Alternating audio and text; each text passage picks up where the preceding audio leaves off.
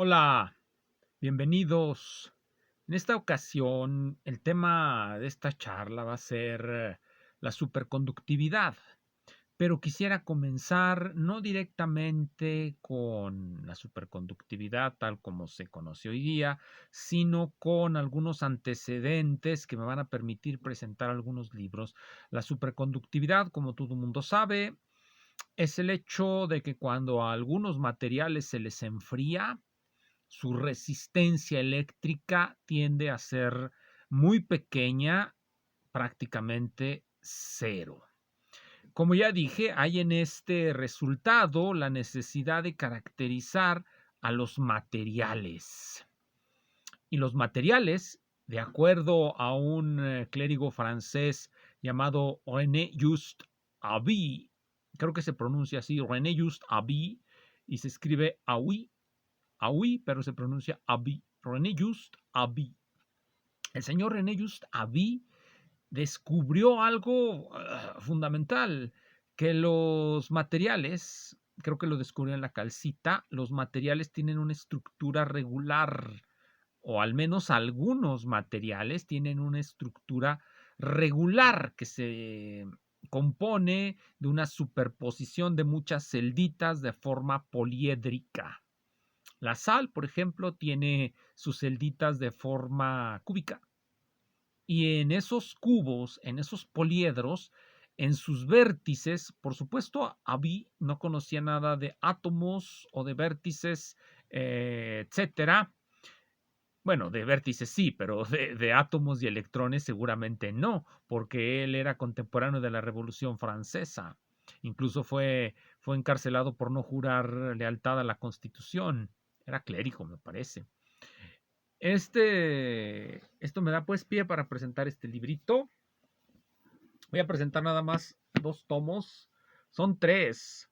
Estos dos tomos corresponden al texto. Es un tratado de cristalografía por Edward Mallard, me parece. A ver si no me equivoqué en el nombre. Edward Mallard. Ernest Mallard.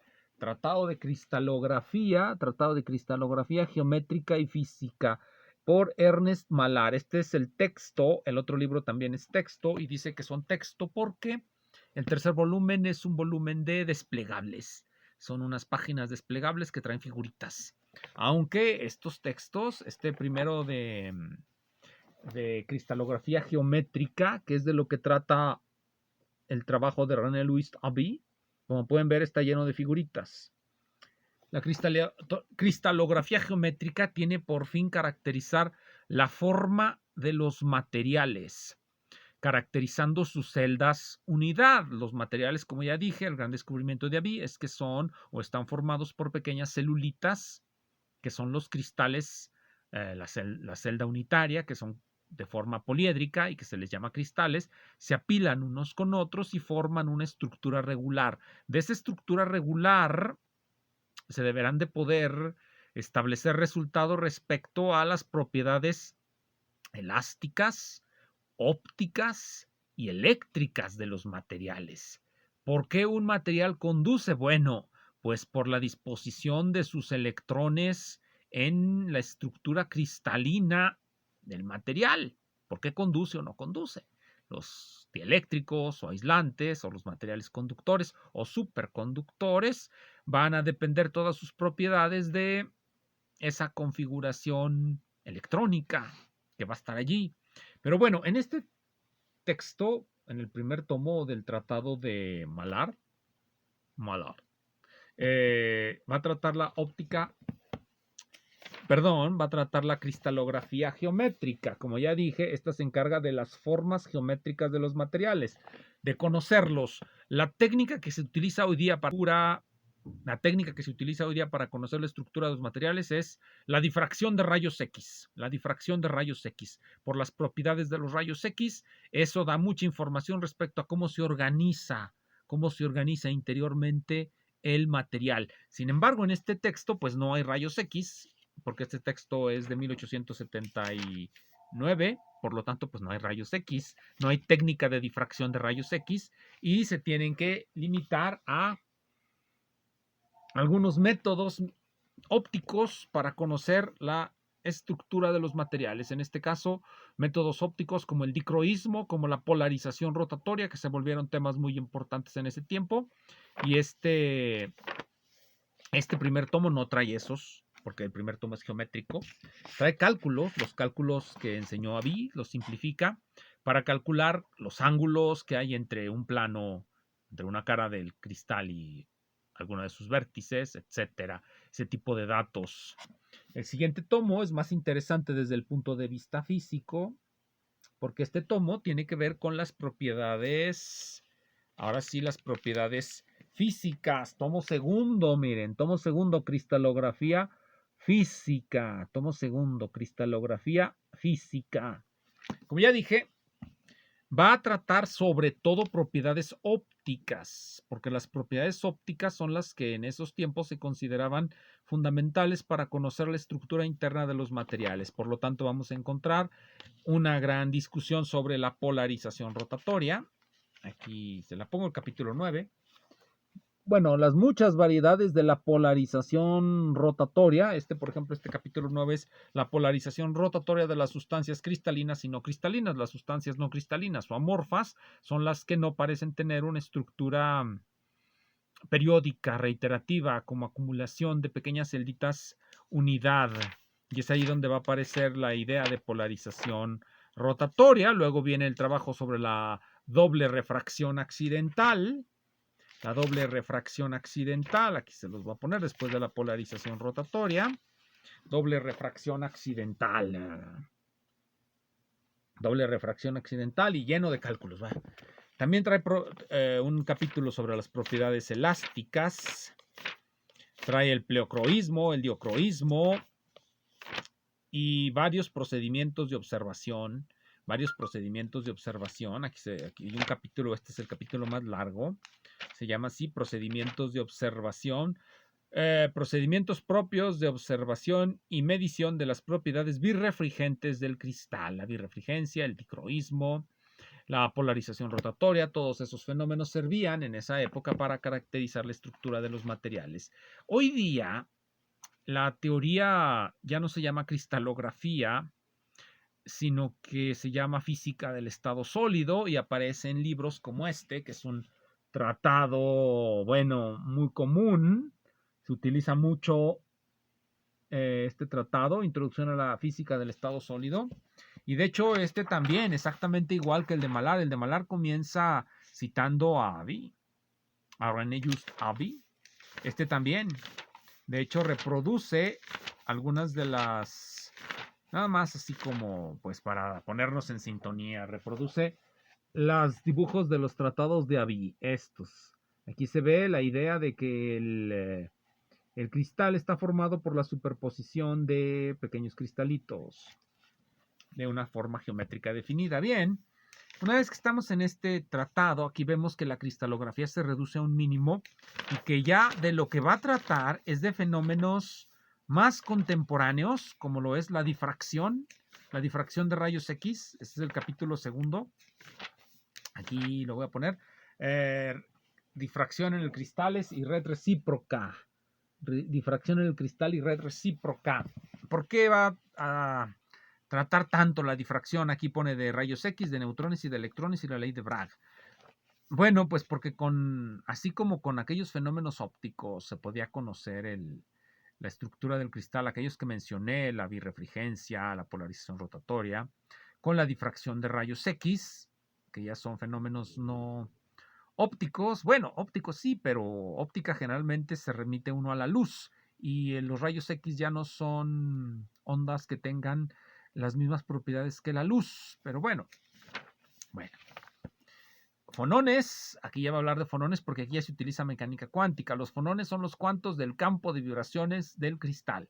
Los cristales, por supuesto, vibran y como esas vibraciones son ondas que se mueven a lo largo del material, pues también se pueden cuantizar y sus partículas, las partículas de los campos de vibración de los cristales se llaman fonones. Fonones.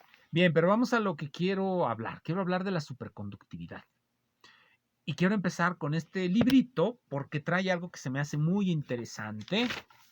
muy interesante y lo quiero comentar aquí con todos ustedes. Miren, en el capítulo 12, 355, nos va a hablar de la superconductividad. 355. Entonces uno, de manera ingenua, llega a la página 355 y va uno a saber algunas cosas acerca de la superconductividad. Nos va a decir qué es, lo primero, qué es Chamberlain-Wanns y todas esas cosas, aquí nos lo dice. En 1911, Chamberlain-Wanns en Leiden logró ver que cuando se enfrían ciertos materiales, su conductividad tiende a cero. Pero ojo, acuérdense, la ley de Ohm nos dice que el campo eléctrico es proporcional al flujo y esa constante de proporcionalidad, al flujo eléctrico y esa constante proporcionalidad se llama resistividad. Si la resistividad va a cero, entonces el campo eléctrico tendría que ser cero, cosa que no pasa en el superconductor. Así es que hay que modificar las ecuaciones de Maxwell añadiéndole ciertas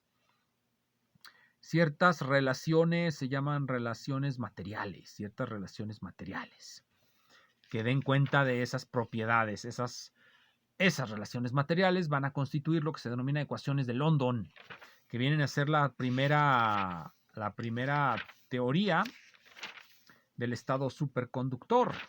Y de hecho, lo primero que nos va a describir en la página 372, la primera afirmación teórica, el primer camino teórico que nos va a llevar a la superconductividad es la teoría de London o ecuación de London.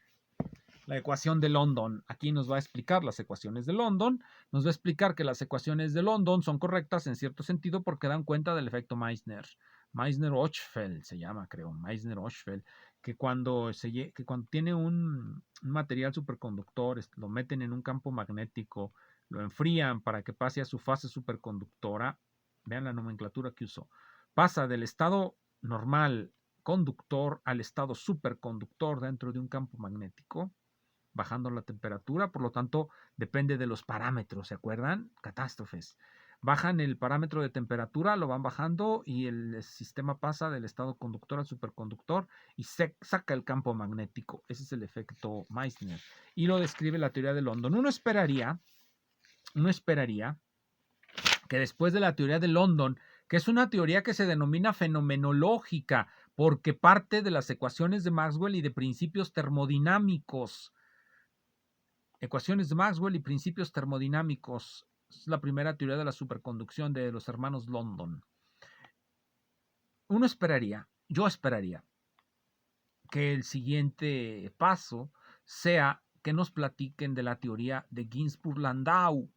La teoría de Ginzburg-Landau del estado superconductor, porque esta teoría ya es una teoría puramente termodinámica. Ya no utiliza directamente las reflexiones electromagnéticas con los campos, sino que va a utilizar directamente los potenciales electromagnéticos, pero es una teoría puramente termodinámica. Parte de la función de energía libre del estado superconductor al estado del estado conductor al estado superconductor. Depende la función de energía libre de esas densidades, la teoría de los dos fluidos. Pero aquí no viene. Lo que viene después es la teoría BSS de Bardeen-Cooper-Schrieffer de la superconductividad. Esta es una teoría microscópica, mecanocuántica. Y aquí hay siempre una cosa interesante. La teoría de Landau y Ginzburg, de Ginzburg-Landau, de la superconductividad es para fermiones. Y resulta que en la teoría BSC, la teoría de Bardeen-Cooper-Schrieffer es de bosones, porque se forman pares de fermiones y por tanto se hacen bosones. Se hacen bosones. Y aquí no nos va a describir en el capítulo sobre superconductividad la teoría de la superconductividad de Landau. No viene. De hecho, sí viene la teoría de Landau, pero la utiliza en el capítulo sobre transición al estado ferromagnético, de los estados ferromagnéticos. Ahí es donde viene la teoría de Landau. Qué raro, qué raro. Si uno va directamente a buscar el artículo de Landau, el artículo de Ginzburg y Landau, que pues ya está disponible en la red, uno lo puede encontrar y lo puede uno leer porque es un artículo muy legible. Uno va a encontrar una teoría que, según nos dice este otro autor que tengo aquí, este es un libro un poco más avanzado, Solid State Theory de Walter Harrison, tiene otros, pero este Está bien. Este señor califica la teoría de Ginzburg-Landau de impresionante. Y realmente, y sí la describe de hecho cuando habla del estado de superconducción o fenómenos cooperativos, la teoría de Bardeen-Cooper-Schrieffer la describe primero, la teoría de Bardeen-Cooper-Schrieffer, y después de describir la teoría de Bardeen, Cooper y Schrieffer, nos va a describir la teoría de Ginzburg-Landau, que es una teoría impresionante por su sencillez. Es muy sencilla la teoría de Ginzburg-Landau, es una teoría completamente fenomenológica, termodinámica, vamos a decirle así, termodinámica. Supone que el material superconductor tiene dos fluidos, consta de dos fluidos. Y por lo tanto va a tener dos densidades de esos fluidos, el fluido superconductor y el fluido conductor, y que cambian de uno a otro. Eso se va a llamar una transición de fase. Landau va a meter la teoría de la superconducción dentro de una teoría de las transiciones de fase, de segundo orden, creo que así se llaman, de primer orden, de segundo orden, en este caso son de segundo orden porque las discontinuidades se presentan a las capacidades caloríficas cuando tenemos la derivada segunda, de acuerdo a la clasificación de Ehrenfest. Recuerden, la clasificación de Ehrenfest las clasifica como de primer orden cuando las discontinuidades están en las derivadas de las capacidades caloríficas. De orden 0, pues si la discontinuidad estuviera en la capacidad calorífica directamente. De orden 1, cuando está en la primera derivada. De orden 2, cuando está en la segunda derivada. La teoría de Ginzburg-Landau es una teoría de las transiciones de segundo orden, de acuerdo al concepto que da Ehrenfest. Esta teoría de Landau la describe, y esto es impresionante. ¿Y por qué se llama impresionante? Porque en su libro de física estadística, Landau, en su libro de física estadística, en un capítulo maravilloso que se llama Transiciones de fase de segundo orden y fenómenos críticos. Aquí nos va a describir la teoría que va a utilizar para luego construir su visión de la superconductividad. Es simplemente teniendo la función de energía libre de Gibbs, haciéndola depender de la densidad de electrones en el estado superconductor y suponiendo que hay una aproximación a un estado crítico. En estado crítico se hace pequeñita la distancia, se hace pequeñito el valor del parámetro de la densidad y por lo tanto hace una expansión hasta cierto orden. Esa expansión luego la concibe como una densidad, la mete dentro de una integral, calcula el valor extremo de esa integral y obtiene las famosas ecuaciones de Ginzburg-Landau. Esto es sorprendente, de verdad. Y de todos modos, como nos dice Harrison en este libro, lo vuelvo a poner aquí, la teoría de Bardeen-Cooper-Schrieffer describe muchos materiales superconductores, pero no todos.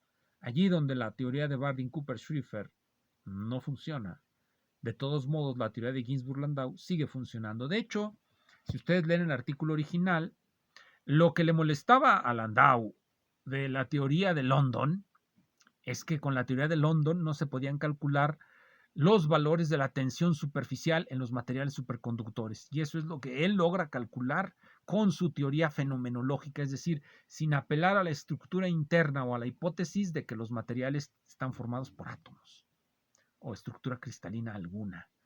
Bueno, empezamos con cristalografía y descubrimos que para ciertas teorías, en este caso termodinámicas, esa estructura es casi prescindible.